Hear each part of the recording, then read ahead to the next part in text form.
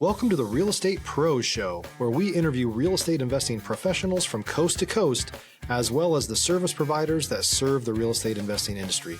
Our goal is simple: share what's working now to help you improve and scale your business to the next level and meet the pros that can help you get there. Real Estate Pros is powered by Investor Fuel, America's leader in helping real estate investors and professionals build the business you need to live the life you've always dreamed of. Let's start today's show.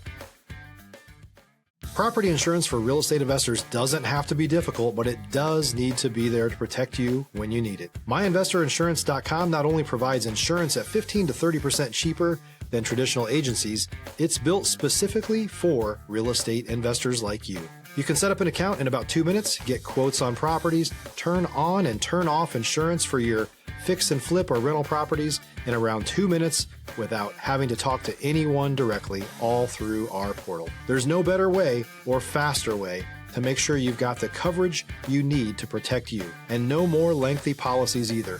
Once you're set up, you're billed monthly and prorated by the day for however long your policy is active. It's powered by MSI, the third largest independent MGA, with 1.5 million customers and more than $1 billion in cumulative premiums written. Get set up today in about 2 minutes at myinvestorinsurance.com/fuel. Hey everybody, welcome back to the show. Our guest today is a prominent real estate attorney in the Seattle area, guiding landlords of all sizes through the market's unique challenges, as well as investors buying and selling. Please welcome the president and founder of Illuminate Law Group, Brian Muchinsky. Hey Dylan, thanks for having me. Absolutely. Brian, thanks for coming on the show. And I always start off at the top with how folks got into the real estate space. Sure. Well, I went straight through college, no time off between undergrad and law school. I did buy a house with some help from my parents. I still remember reading that purchase and sale agreement, being mystified by it at age 21 or whatever it was. And just by good fortune, the first job that I got out of law school was at a firm that did a lot of landlord-tenant, primarily on the commercial side.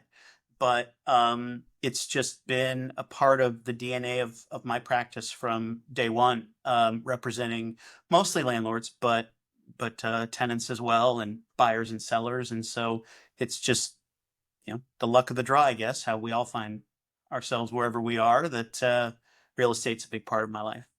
Brian, are you a lifelong Washington native? No, thanks for asking. I was born and raised in Ames, Iowa. Go Cyclones. I spent my entire childhood there. I went to Syracuse for my undergrad. I thought I might be in your seat someday, broadcast journalism major kind of thing. And then I did stand-up comedy. I thought I wanted to be an entertainer for a while. I chickened out like many do and took the LSATs and pulled the parachute cord and found myself in law. But I went to law school in Seattle, and I've been here ever since. I could dive into both cities. I'm from New Jersey, in a town called Caldwell, or West Caldwell, which is really close to Montclair. If people don't know Montclair, it's Hoboken or Newark, right? And so I have a very fond place in my heart for Syracuse because Carmelo Anthony was on their team, and I believe they either won or progressed very far into the March Madness tournament, which of course we're seeing right now. 2003, Carmelo, Jerry McNamara led him to the title. One of the highlights of certainly my sports life, and probably embarrassingly pretty high in my career, life highlights in general. But yeah, no, Syracuse, Jim Boeheim for decades, built a real legacy there. And so yeah, a lot of my classmates were from Jersey. So yeah, kindred spirits. And Brian, being in the Seattle area, how did you land out there in Seattle? I met my first wife at Syracuse. She was from Seattle. So she spoke very highly of the area. And so after we both graduated at the same time from Syracuse, we both got into different programs at the grad school out here at University of Washington. Go Huskies. And I have 3 years of law school and landed that job I told you about, and been doing real estate law and general civil practice ever since. I think it's interesting because I'm out here in Texas by happenstance for relationship in the past, and as they say, my exes quite literally live in Texas. But All of them? um, but I, think about going back home to New Jersey. I tell people I miss Italian people and Italian food, of which I'm not Italian, but I do miss it quite dearly because out here Italian is like Olive Garden. But I I have been to Seattle, and every time I think I've been twice, and both times that I went, I was shocked with how much there was tech out there. This was in the mid 2000s, 2010s. How much tech there was and how rainy it was. But I said, wow, this is a really nice city. So I can kind of imagine, a life out there and uh, starting out in a career and then building a career and calling that home. Very blessed. Seattle is fabulous. We try to upsell the rain to keep people from moving here. But I guess from a real estate perspective, move here, drive up the prices, come join us. Yeah, exactly. And Brian, I think for folks who are listening, real estate, of course, we live in a litigious society. It's becoming increasingly so. But specifically in real estate, with the advent of all this information publicly available, you have people who are really, for lack of a better term, using the cards in their hand to maybe take advantage of the system. You see it with Airbnb. I don't even know if this is legitimate or not, but I've heard stories about people squatting in Airbnbs. I don't know how that is possible. Um, and all of this can seem overwhelming and certainly concerning. Are these stories valid? You can only speak to Washington, but does this type of thing actually happen? Stop living on an island and join the #1 mastermind in America for professional real estate investors. Investor Fuel is a community of hundreds of the nation's top investors working together to build stronger businesses and better lives.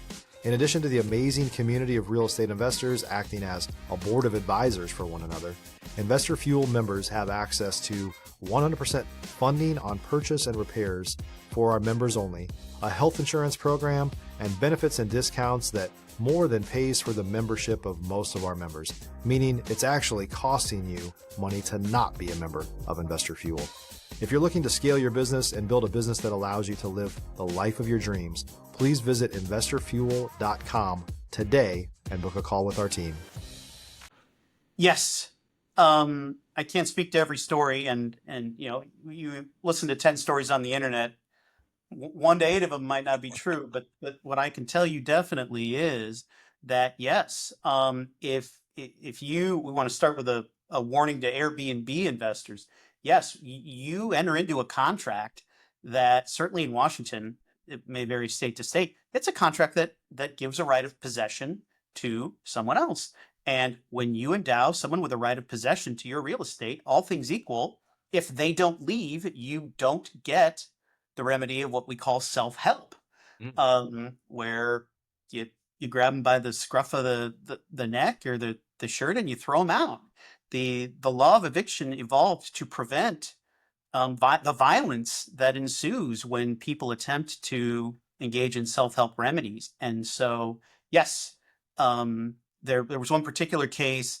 A colleague of mine was involved. I talked to the man himself uh, about possibly joining in the representation. I wound up not doing it, but I think he was known colloquially around here as Van Guy. Um, he rented out his house to an Airbnb. Guy didn't leave, and so he wound up living in his van outside his house. And the odyssey through the King County court system was long and painful. And so, yes, there's no doubt that that is a risk. And so, for folks who are listening, and for me myself, I'm in Texas, right? And before we hopped on, I was mentioning to you, my mentor kind of steers clear of Dallas specifically, but he's very active in other areas. Now, going to Washington, are there similarly specific areas of Washington which may be significantly favorable to landlords and investors, or is it in a way similar all throughout the state? That's a great question. Seattle itself is particularly protective of tenants' rights. There's a just cause, a Seattle ordinance that applies. And so, generally speaking, landlord practitioners out here have to be aware of regulations at the city, county, and state level. In more direct answer to your question, Washington is actually geographically largely a rural state. Hmm. You have essentially a tri-county area here on the west side of the state that's very urban, but most of the state is relatively rural. And thanks to Zoom courts, post-COVID, um, most courts have stayed with the Zoom system. So I actually can practice in basically any county in the state. And the more rural the area is, generally speaking, your mileage may vary. The less hostile they are to property owner rights, and the more rural or the more urban you are, excuse me, the more hostile they are to property owner rights. Now, on a theory level, of course, we have to stick to Washington because that's where you're located out of. Um, I've seen this throughout the country, and this is just, I have no legal background, right? I'm just an outsider looking in, just like many of our listeners. As you go closer to these metropolises, to these cities, it does seem to get more protective of tenants' rights. Is there a general reason why that is, or is that just kind of how it's always been? If you're looking for consistent, high-quality leads, look no further than Investor Machine. Investor Machine isn't just another agency, it's the most sophisticated, data-driven lead generation company on the planet for real estate investors, and serves the role of being not just a lead generator for your business, but a marketing partner that is helping you achieve your goals along the way. Go to investormachine.com to learn more and schedule a call with our team today.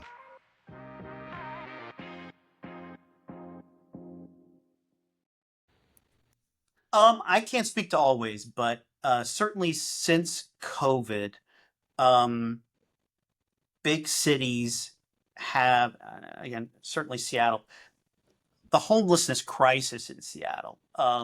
It's just perfectly valid, by the way. There is a homelessness crisis in this region.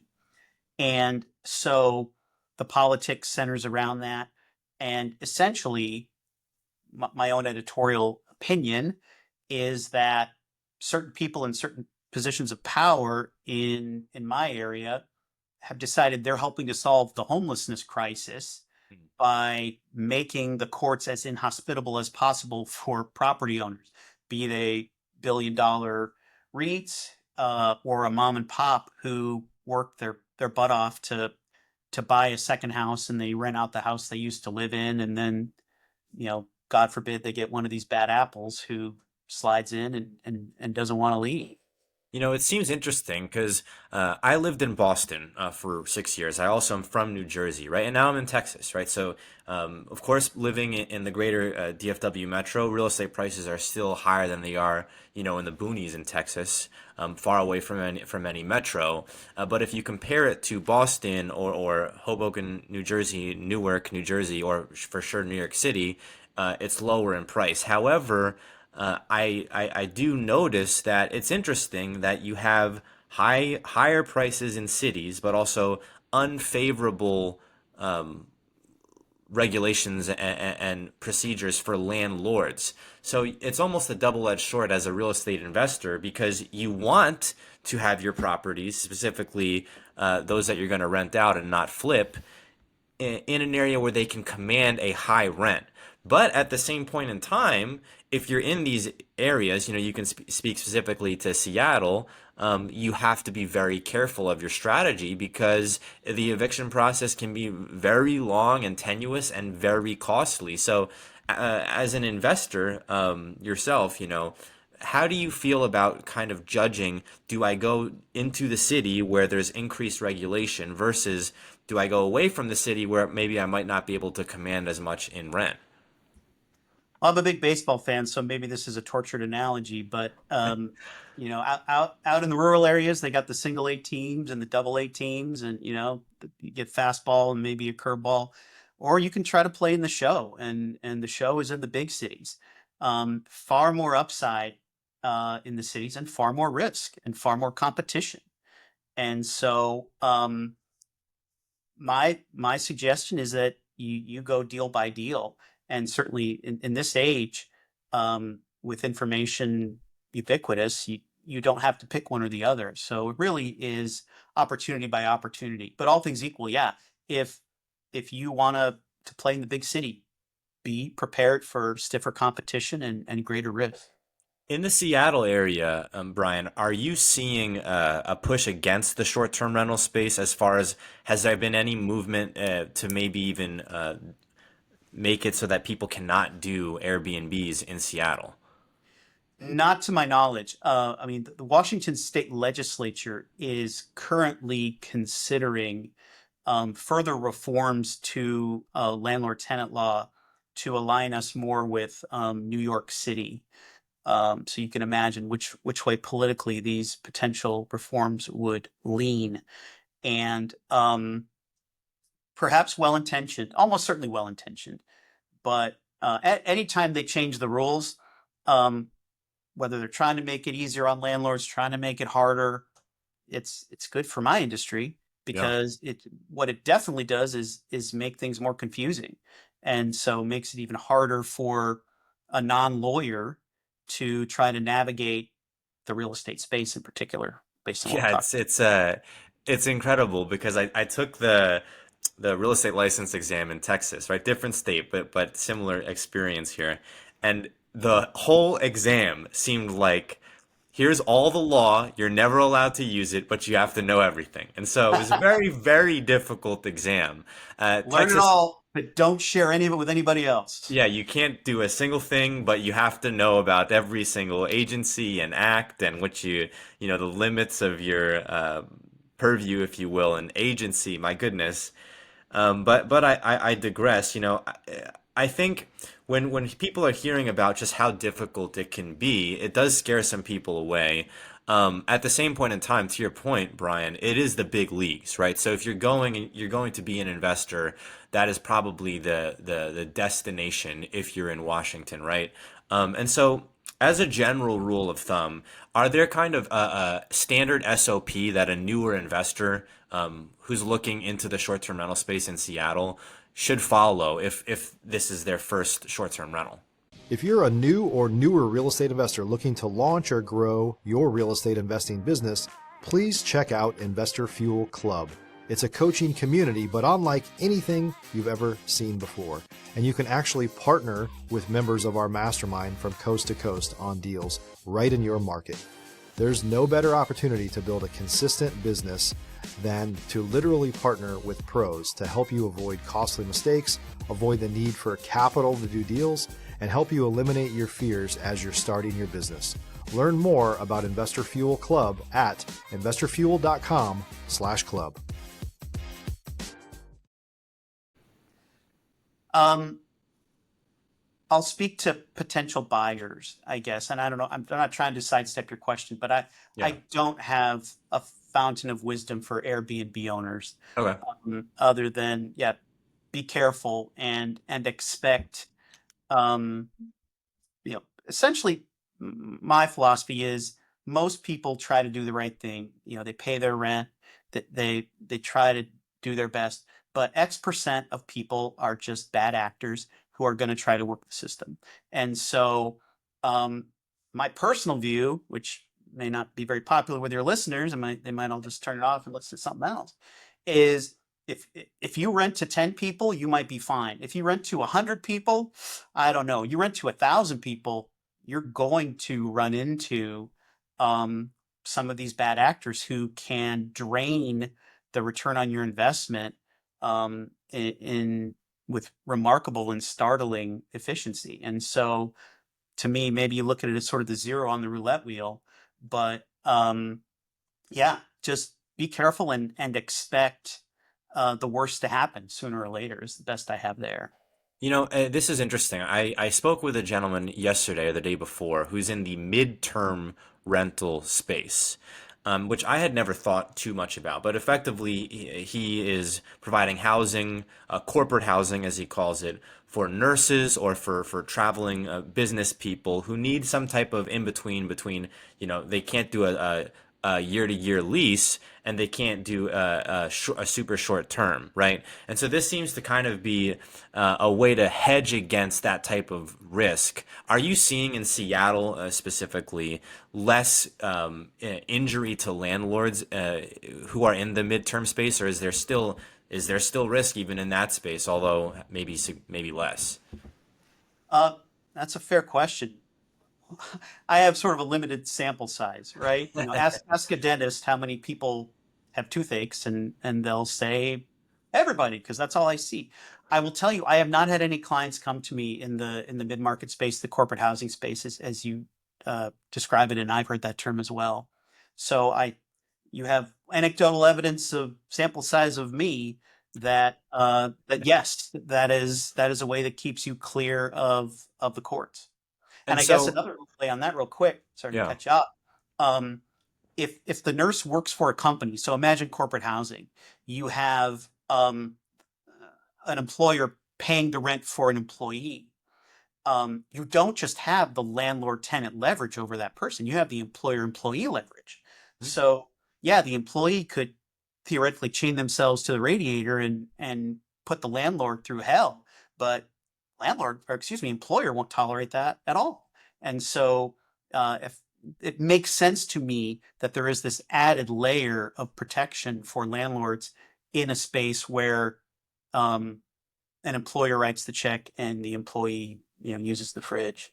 Demographically and population wise, are we seeing mass influx into Seattle right now, or are you seeing tech go to other areas of the country, like your Texases, your Floridas? We lose some, but in general, Seattle is still a massive hotbed for technology. Um, I'm speaking in hearsay, as my people like to say, but from what I understand, when Amazon, was going to open their big office in New York City, and there was a hue and cry and a big announcement, and then everybody or many people objected, blah blah blah. They quietly, essentially moved to Bellevue, Washington, which is a suburb across Lake Washington from Seattle, and so we've had a massive influx in Bellevue alone of Amazon workers. We still have a lot of Microsoft, and we have Google here. So yeah, from where I'm sitting, Seattle is still a vastly growing area in tech, which has fueled, I'm knocking wood here, sustainable increases in real estate prices. Brian, you're my first guest from Seattle specifically. I may have had one other guest from Washington or from that general area. Um, but this is good feedback to have. And I think folks who are, thinking which area of the country to invest in, especially right now with technology and in the next year and a half, 2 years, we're going to see even more of this. There's many investors who are able to do it remotely or almost remotely, to the point where I even was speaking to a gentleman who's in Miami, and all he does is manage the communications for Airbnb hosts. He doesn't do the cleaning. He doesn't, have the deeds in his name, but he manages the communications. He does it in the United States, the Dominican Republic, Ghana, and Belize. And so, this is for folks who are in other areas of the country. They may hear this and think, well, maybe I should look into Seattle. But follow up to that. With Airbnb specifically, you hear these horror stories like we alluded to earlier on in the show here of someone coming in and squatting. How, as an outsider, this is a basic question. How are they able to do that without representation? Are they showing up to court themselves and effectively the landlord has an attorney and they're paying lots of money and the tenant is representing themselves? Uh, Great question. No. In Seattle, in particular, there are free lawyers for tenants Okay. through a project called the Housing Justice Project. And so in eviction proceedings, not only are you not doing battle with a pro se, an unrepresented person, but a lot of them have a free lawyer. And in the COVID and early post-COVID era, um, my editorial opinion here, obviously, they were having massive success with arguments that did not ring from my biased ears as landing in good faith. Um, Hyper technical defenses, real and imagined, stymieing landlords seemingly at every turn. And so Van guy, who I mentioned earlier, had had just a couple setbacks, but they set him back months and months and months and months. And so yeah, the if you come to Seattle and you want to own real estate and rent it out, and you wound up having to sue someone for eviction, expect them to have a free lawyer. So this is news to me. I didn't realize that outside of criminal, which am I wrong in saying this is not criminal? Is it? You're exactly right. This is not criminal. Now, sometimes tenants engage in criminal behavior, which is a basis to evict. But what we're talking about by definition, when you're talking to me, is a court proceeding that governs possession to real property, not whether they get thrown in jail. Yeah, I was totally unfamiliar that anywhere in the country, and this is my ignorance, that people were being represented effectively pro bono. In my mind, I'm thinking that these eviction proceedings have to be happening with some regularity, specifically during COVID, but of course continuing till today. So when someone is being represented or requests this representation from this pro bono group, will that then push out the proceedings until someone is available, or is there, an abundance of these pro bono attorneys who are able to help? You're asking great questions. Yeah, it it depends. Sometimes they will. Sometimes they show up right away and immediately demand continuances or request them, which are initially granted as a matter of course. But yes, sometimes that the tenant will say, "Hey, they haven't gotten to me yet. Please give me more time." And so you can you can confront arguments for delay in all kinds of scenarios. And ultimately, from the landlord's perspective, justice delayed is justice denied is a tired cliche, but um, Yeah. every day that a tenant lives rent free on your property is a day that costs you money. And so, um, yeah, winning an eviction case 14 months after it's filed um, is a win, but the losses, especially for these mom and pop investors, can be catastrophic. What I mean, I'm only imagining that if someone's squatting, it's due to financial hardship, emotional distress, a combination. So then, if you're able to evict them, you've still lost 14 months. I mean, that sounds like tens of thousands of dollars potentially. What recourse will a landlord have against the tenant if they, don't have the ability to even pay the rent? Um, your recourse is through the courts, and so why do people squat? Back to my personal hypothesis that most people are good people. Let's drill down a level on that. Most people who don't pay their rent and don't leave, job loss, some legitimate basis that they simply can't meet their obligations. And then you've got that subset who are just maliciously using the system. I mean, there were a couple examples. This is hearsay, not my particular clients, but um, high rise, high rent guy said, "Hey, I realize that it's you don't get to charge me interest based on blah blah blah. So I'm not going to pay my rent for a year. I'm going to go invest that money in the market, make 12%, and then I'll pay you when I have to, and not before." Um, and so yeah, you just have some people who exploit a gap in our system for financial gain. Oh, so in the case, Brian, where someone has squatted for that period of time, the court proceedings take some time. Landlord wins, tenant is evicted. Is the landlord then able to somehow recoup any of the rents that they missed, or is it just they're evicted and the landlord has to take their losses and lick their wounds? Great question again. I will come out of an eviction proceeding. You hire me to evict a tenant. They don't pay rent unless we negotiate something else for any reasons that we might. I will come out of that proceeding not only with possession, but a money judgment for the unpaid rent. So let's say, myriad examples of this. I now have a judgment against the squatter tenant for $30,000. Um, how do I collect that?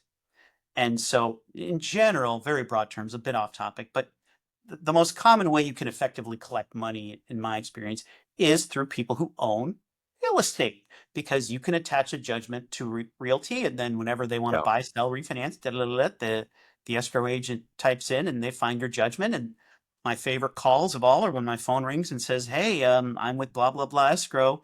We've got this judgment that you filed, 6 years ago against blah blah blah, and so can you get me a payoff quote?" And then I get to get out my calculator and calculate 12% interest for 6 years, and send a nice big uh, you know nice email to the escrow company. But the problem, in my experience, is when you're dealing with people who are evicted, it is by definition a self-selected group of essentially judgment-proof people. Yeah. They certainly don't own a place, or that's where they've been squatting. And so once in a great while, for people who just like do tens of thousands of like damage, it isn't just unpaid rent, but just malice. And um, I will be tasked with attempting to collect against someone, and I can do garnishments and that kind of thing. And occasionally you can get some pennies in the door. But because these judgments are so generally uncollectible, Yeah. the advice that I give landlords most of the time is, if they will give you the keys sooner, you walk away from the right to the money. Just recoup your losses, cut your losses as quickly as you can, get the keys back, get it turned over to a tenant who can pay. I'm, of course, totally ignorant to in many ways the foreclosure proceedings here in Texas as a new agent, but certainly in other states. But my general feedback from living here is that it's not what it is in other states, and that specifically some areas of Texas, you could have someone out in 90 days, and I'm probably butchering the explanation here. Again, this is not legal advice. I'm not an attorney, right? But it seems like you give them a 30-day notice. You go to the courts, and then there's an official eviction proceeding, right? And then sometimes it can be a relatively quicker turnaround. But I hear these stories like from other states, Washington, New York, my home state of New Jersey, California, and it seems like people can potentially squat there, not, I don't want to say easily, but with without significant hindrance for easily months on end, half a year. Is that kind of the case in Seattle, where there's really nothing preventing someone from squatting if they're a tenant on a 12-month lease? Yes, that's right. And so maybe people use I'm not giving legal advice either, by the way. I hope that's in your disclaimer somewhere. But we might be thinking of different things when we both use the word squatter. To me, a squatter is someone who is occupying someone else's land and choosing not to leave and not to pay rent. That makes them a squatter. Now, squatters can also be homeless people who break into an unoccupied house, for Right. example. But in general, if you accept my definition, then absolutely, by definition, a landlord who realizes, oh, my tenant is now a month behind in rent. If at that moment they proactively choose to hire a lawyer and pursue eviction, you will not get possession of that property in King County. Um, Things have gotten better, I should say, but at best for 4 months, Mm. probably closer to 6. As I'm hearing all of this, it's interesting because again, what we talked about earlier, like, do you want to play in the big leagues or do you want to be in double A, triple A, single A? And it does come with its fair share of perils. And I think that's why having a real estate attorney, everyone in the real estate space who's an investor for sure needs to have one. But I've spoken before I got my real estate license. I spoke with an attorney to say, can I even wholesale properties? Do assignable contracts in Texas, because I was going to a school in Fort Worth, which was, lovely school, but they really were very much saying, stay away from wholesale. So I wanted to get that perspective before I became a licensed agent. So folks, if you're in the Seattle area and looking for a real estate attorney, I would just say reach out to Brian, and I think he could be a trusted resource there for you. Brian, we are coming up on time here. Where can folks go to get a hold of you? Thanks again for having me. This has been really great. My law firm's website is www.illuminatelg.com. So illuminatelawgroup.com. And then my last name is spelled Muchinsky. You can find me through a search of my name. But yeah, we're a 5-attorney firm. I consider us full service boutique civil practice. And so we also do trust and estates litigation, which actually overlays with real estate in some fascinating ways we obviously won't get to today. But my real estate skills come in pretty handy in the trust and estates litigation world too. But yeah, if you're having I consider myself a problem solver by trade. And so if you've got a problem and you're near me, reach out and we'll see if I can help you. Brian, thanks for coming on the show. My pleasure.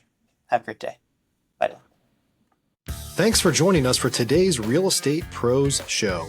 You can learn more about the amazing benefits of the Investor Fuel Mastermind community, including surrounding yourself with hundreds of other rock stars, 100% financing for your deals, and members-only discounts from vendors you're likely already using that, as a member of Investor Fuel, will save you more than the cost of your membership.